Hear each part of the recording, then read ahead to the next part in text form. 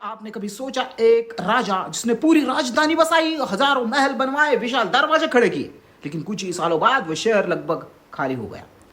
सबसे चौंकाने वाली बात, यह कोई साधारण शहर नहीं था, यह मुगल सम्राट अकबर की राजधानी थी। तो आखिर फतेहपुर सीकरी भूतों का शहर कैसे बन गई?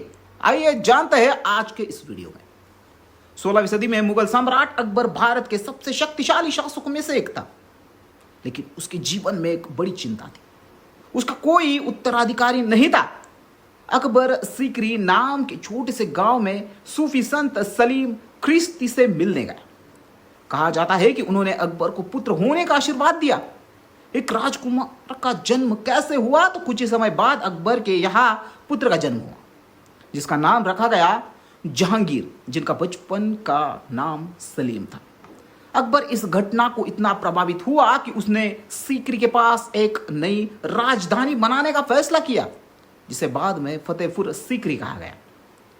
1571 के आसपास निर्माण हुआ महल, मस्जिदें, बाजार, बगीचे, सब कुछ योजनाबद्ध तरीके से बसाया गया। बुलंद दरवाजा बनाया, जो आज भी दुनिया के सबसे ऊंचे प्रवेश द्वारों में गिना जाता है। उस समय दूर दूर से व्यापारी, विद्वान और यात्री इस नई राजधानी को देखने के लिए आते थे। शहर तेजी से बढ़ रहा था, राजनीतिक शक्ति यही थी, मुगल साम्राज्य अपने चरम पर था।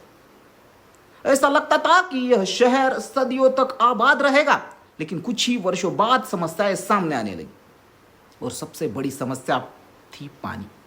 इतिहासकारों के अनुसार फतेहपुर सीकरी के आसपास स्थायी जल स्रोत सीमित थे। बढ़ती आबादी के साथ पानी की समस्या गंभीर होती गई। कुछ इतिहासकार मानते हैं कि अकबर का ध्यान उत्तर पश्चिमी सीमाओं की ओर बढ़ रहा था, जहां नए सैन्य खतरे उभर रहे थे। फतेहपुर सीकरी साम्राज्य के हर हिस्से को नियंत्रित करने के लिए सबसे उपयुक्त स्थान नहीं था, जिससे प्रशासनीय चुनौतियां बढ़ने लगी। धीरे धीरे अकबर ने अपना अधिक समय अन्य शहरों में बिताना शुरू किया, और राजधानी का महत्व कम होने लगा। कुछ दशकों के भीतर जो शहर कभी साम्राज्य का केंद्र था, वह काफी हद तक खाली हो गया। महल रह गए, लेकिन लोग चले गए।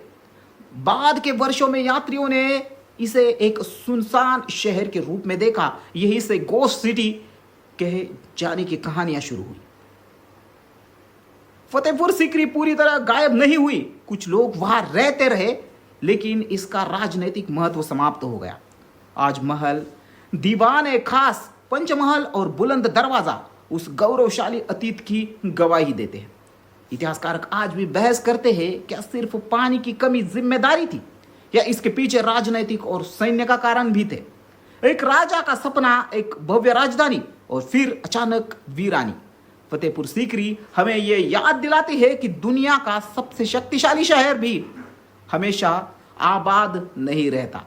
लेकिन सबसे बड़ा सवाल, अगर पानी की समस्या न होती, तो क्या आज भारत की राजधानी दिल्ली नहीं बल्कि फतेहपुर सीकरी होती?